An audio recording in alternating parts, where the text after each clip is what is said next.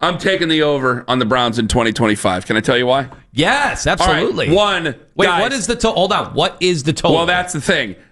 I don't think I'm really hanging them over the fence here when I say that I'm taking the over when the over-under is 5.5. Or as it Owen got up has to seen, 5.5? Owen saw 4.5 at some books. BetMGM, I think, had it at 4.5. Is that an Aiden Huntington bounce? That might be the Aiden Huntington bounce, who is also not on this clip sheet.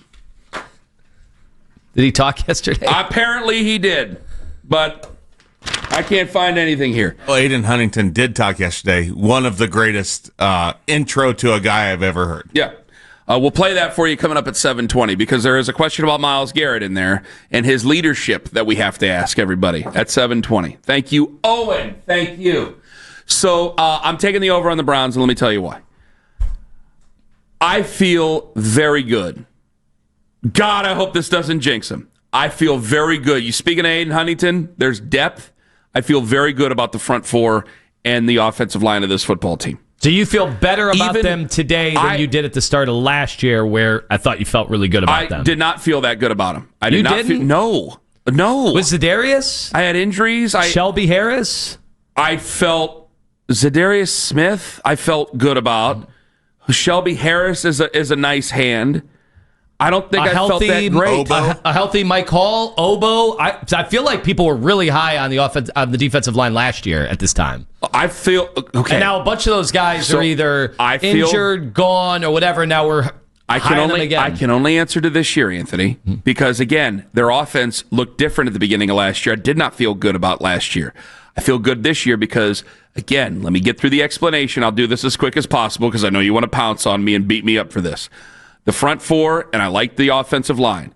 I think that this is going to be a ball control offense as best they can. I do think because they have good offensive linemen, they will be able to run the ball. Now, it's not going to be prime Nick, so you can't just get a guy to fall forward and give you 4 yards at the very least. That's what Nick would do at the very least.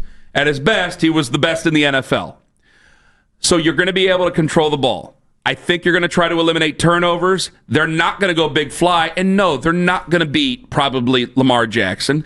And they're not going to beat probably Jordan Love. And they're not going to beat probably Jared Goff. And who else is on that schedule that's an elite quarterback? If you get into a firefight with one of the great quarterbacks in this league, including, hell, I'll say it, Joe Burrow in week 1, you're probably not going to beat those guys. But if I find myself in a rock fight, which they are going to try to make it, I'll take our chances to get over 5 wins. That's where I'm saying it. I didn't say playoffs. I didn't say 11 wins. I didn't say win in the AFC North. I said the over. And boy, it's tough where we know what type of season we might be in for when you want to come after me for taking the over on a 5.5 win over undertone. That's where I'm at. I think the offensive line is good. They're veteran. I think the defensive line is good. You got some youth and veteran and depth for the first time in a while, real depth.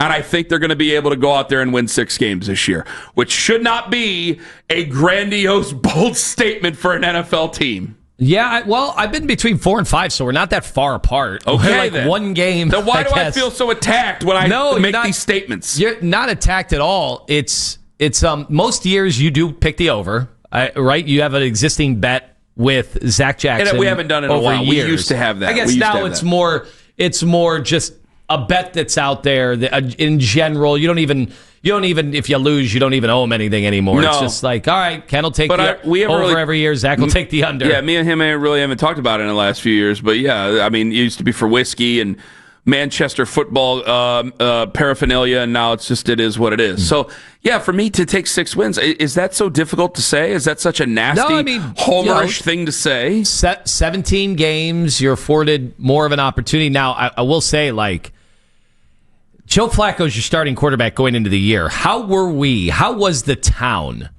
about last season going into the season at quarterback? Do I have my years mixed up already, or does it seem that far away? Was it last year at this time we were talking about the second half of the Baltimore Ravens game and why, all right, Deshaun is back. All the workout videos are the workout video. You know what I mean? At this time last year, I feel like there were a lot of people who were more optimistic about QB than they are today. Because today it's Joe Flacco. Mike Sando said he was 31st out of 32, right? Or one of the quarterback tier lists, like you had the second worst quarterback. Well, it's not an optimism. I don't think people were talking that way about Deshaun last year. I think they were like, all right, at the very worst, Deshaun's not going to be as bad as what we've seen. And then, of course, we found out that, oh my God, he was awful. And the reason is simple. I like the offensive line.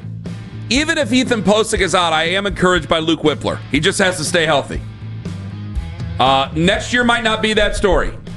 We don't know the future. I think we all know the future of Joel Bitonio. Let's be honest with each other. I'd be surprised if he were back next year. Wyatt Teller is up in the air. Jack Conklin's up in the air. I don't know how well I'm going to be feeling next year. And you probably add in a rookie quarterback on that. It's going to be smoke him if you got him time for the 2026 Cleveland Browns. But that's next year. I agree with you on the offensive line. What I'm wondering about is, as it stands today, your wide receiver room is one of the worst in football. We can all agree. Yes, right? It is. Your running back room today questionable is one of the worst in football until I find out about Judkins. See, right?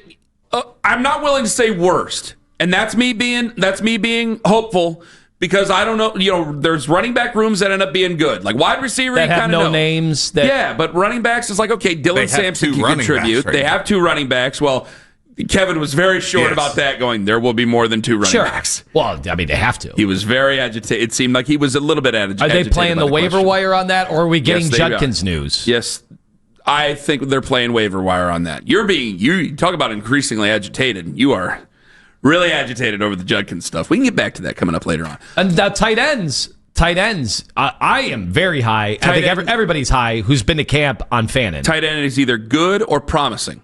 And because Njoku, you have Harold Fannin. And Njoku he's always been a little inconsistent, but he's been reliable in terms of production. Yes. And with Joe Flacco, I think both those guys have a chance to really blossom. Now, how many games can you win if your running backs are below average, if your receivers are below average? Not that many. How many games can you win? Not that many. But that's the beauty of having an over-under at 5.5, is that there's still not that many. And it might put you the bad spot to this. And if you are one of the cynical fans, you're like, hey, I'm a Browns fan, but I am done. If you are a Browns fan, but you're done with Andrew Berry and done with Kevin Stefanski, and DeBodesta ain't going anywhere, so you can't sit there and hope for that to happen because that's a Rasputin situation that ain't changing anytime soon, more than likely. So if you have those guys and you're tired of them, you could always go, well, that's not going to help me at all.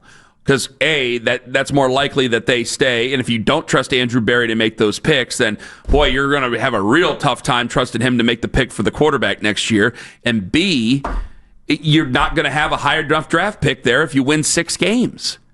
I mean, that puts you, fifth? Probably fourth, somewhere in there if you're a 6-game winner. That might leave you out. So you're going to have to hope that, like, the Giants... You got to hope Jackson Dart looks promising and that they suck because you want to be able to move with them. You got to hope that the Saints, that Tyler Shuck eventually plays, which, who's their starter again? Is it Spencer Rattler? Spencer Rattler to start the season. All right, that's worse. That's definitely worse than Joe Flacco. Yes. Right? We all can agree there. You have to hope that Tyler Shuck looks good and they suck because if he can't play and they suck, then they're just going to go back to the well. Yep. So that's what you have to hope right now. So we're doing a lot of long-term planning here, but I'm just pointing out that and if I wear it, fine. I guess I've relied on the Browns for my happiness and I've failed again. That's a lesson I just can't learn. But I think that they're going to line up. They're going to try to run the football. They're going to try to eliminate these stupid pre-snap penalties because hopefully they actually have a plan to go into games with instead of this scattershot stuff that they were doing before. And hopefully they eliminate these turnovers. Elijah Moore's not here anymore, right? No, Elijah Moore isn't here anymore. So you're hoping that they eliminate these turnovers or do their best to eliminate these turnovers. And God, I pray that... Can we just be +1 in the turnover margin? And if you're +1 in the turnover margin, I think you're winning 6 games this year. I can't sit there and pick which one because we never know at the beginning of the season. I mean, there was the time that we thought for sure in 2017 when they did lose every game that the Green Bay game was a guaranteed loss. You ended up taking on, Huntley? Yeah. Who ended up playing against you. You were up by 14 going into the fourth quarter and still lost that game. So, I mean, things change during a regular season. So I can't pick which ones they're going to win. Even last year, where it's amazing. We only won 3 games last year, but you were able to split the Baltimore series and the Pittsburgh series. And it feels like every year you're beating Cincinnati, Baltimore, and Pittsburgh. Is that going to continue this year? how do you feel about in the division grabbing some wins against the AFC North? And when we do AFC around the AFC North, like, do I feel better about the team then? Just in general, we've been able. This has been a Stefanski strength, I believe, for so many years. Under all the other coaches, we just lose to the AFC North teams, and that was when they had AJ McCarron, when they had Andy Dalton. I keep thinking the backup. Ben Roethlisberger, Joe Flacco. Yeah, my God, those guys, they swept us every year almost. Mm-hmm. Well, under Stefanski, even with bad Browns teams, you've been able to beat AFC North teams. Is that going to continue this year? Baltimore. Are you going to be able to steal one from Baltimore? Are you going to be able to steal one Baltimore looks to me like a 15-win team. Let me just answer it right now. I think you can split with the other two teams, and I think that Baltimore's going to get you. You still should be able to split Cincinnati, but obviously we know how this looks if you don't beat Cincinnati in the opener. But I did just get done saying I can't really pick which ones they're going to win on the schedule right now because, again, if Lamar Jackson goes down, what do they have behind him? Now, they still are probably a team that can stay afloat, but we can't guarantee those things. So the only thing that I'm pointing out is that the schedule changes, and the only thing I can guarantee that as of right now, with everybody healthy, I can't guarantee it, but the only thing I think right now with everybody healthy is that I think they're going to get to 6 wins. Now, again, 6 wins could be a negative thing for a lot of fans out there, depending on how you're seeing this season. Because I think there's plenty of people who are going, Kenny, I'm done with Kevin. I'm done with Andrew. I'm tired of you telling me they're nice guys. I don't care if they're jerks. I don't care if they throw old women down the steps. They want to win. And so they don't care. And they probably are hoping that it is a proven point. I bet there's a lot of fans out there that are hoping it's a proven point that these guys ain't it, that there needs to be a regime change, and we're going to have a high pick. That's what I think they're hoping for. And 3-14 last year and running it back with some of the ideas that they've had in the past would tell them that they are perfectly within their right to think that way. I disagree, but they're perfectly in their right to think that way. Because my disagreement is just on the fact that I don't like a lot of change and I want it to work out with them. But other than that, I don't have a whole lot to go on here. I mean, when I brought up the Kenny Pickett thing yesterday, I had a couple of people, and I was doing the Zach Jackson line. I said, like, guys, I would have rather not traded for Kenny Pickett, given the reps to the young kids, and then worked our way throughout there. Well, we got a higher fifth. We set a high bar around here for success, don't we? We did get a higher fifth out of it for Kenny Pickett. But, 20 or 30 reps, I don't know. We just spent 4 weeks bickering with each other about how many reps Shedeur Sanders was not getting. I would have rather just handed him the reps with Dylan Gabriel and been on with it, especially because he was still getting reps while he was injured. Like, that's the ticky-tack fights we are having right now. And I'm not trying to get personal with anybody, but these are the ticky-tack fights we're having right now because we're holding on to anything because I don't want the guys really fired, but I can't make big arguments for him. I can't make a tremendous argument for him. And I think that that's part of the reason in the back of my head over this last month that I have been so overzealous about Shedeur. Because I want it to work. I want this to work. I hate looking for coaches. I hate looking for GMs. Like, if I look for quarterbacks, guys, you watch the games on Saturday, like you're going to see Cade Klubnik go on against Garrett Nussmeier. Boom, that's fish in a barrel. You're going to get to see it. You're going to have a commentary on it. I have to sit there and work phones and try to text people that I haven't kept up with in months when we talk about head coaches. And when it comes to general managers, it's even worse because that's all theory, and they all hate each other. All the scouts hate each other, so they all talk trash about each other, so you don't know what you're getting. When they got Andrew Berry, true or not, Tone? I mean, you work the phones better than I do in a lot of things. How many people were sitting there saying nice things about Andrew? The media was saying nice things about Andrew. There were plenty of guys going, this guy sucks. You guys are idiots to bring him in. And I go, no. We had Andrew in Cleveland. I mean, it happens all the time. So I hate it. I don't want to go looking for new guys. I want Andrew to work. 216-474-0092. Am I right to take the over here?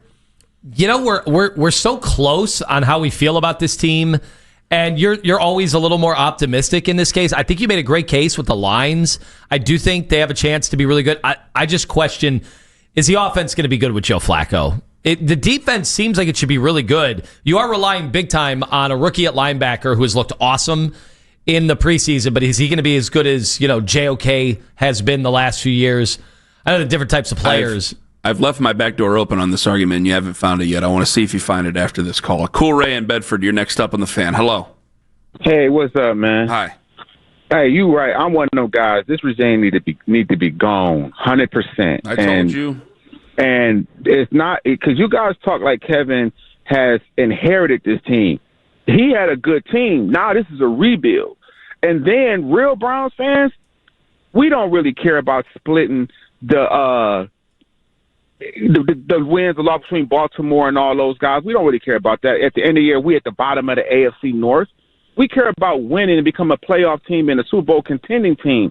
To be at the bottom and just to say, oh, we beat Pittsburgh and Pittsburgh's going to the playoff, or we beat one game in Baltimore and Baltimore is going to the playoff, and we watching these guys in November, September, and going to the playoff. We don't care about that, man. We want to be part of that. We want playoff games here in Cleveland. That's what we want. Well, you're going to have to crawl before you walk. It ain't going to happen this year. So you want these guys to fail is what you're telling me, Cool Ray? You think it's better for the franchise's health? They already done failed. They've been failing for 7 years now. They failed already. Well, they're still there. So you're going to have to hope for another year of failure. Are you willing to root against your favorite football team then, Cool Ray? Absolutely. If it means to get them guys out of here, yes. We are the Dallas Cowboys in reverse with Jerry Jones. Jerry Jones will fire a coach and coach himself, and the Haslam will keep a bad coach and just keep selling. You really want to use Jerry Jones as an example of the good on this? That's exactly what's happening, man. Jerry Jones will fire a coach, a Hall of Fame coach, and continue to win, and we will keep a bad coach and continue to lose. I don't know. Man, you lost me at Jerry Jones, Cool Ray. Frank in Cleveland, got to be quick. Go ahead. Hey, fellas, I'm just saying, I'm with you, Ken. I don't think we're going to be as bad as everybody thinking we're going to be. We're going to be in a lot of closer games more than anything, but I got 6 out of this. I put it in last night. I put them on my page for 6 games, man. Frank, I thank you very much for the call.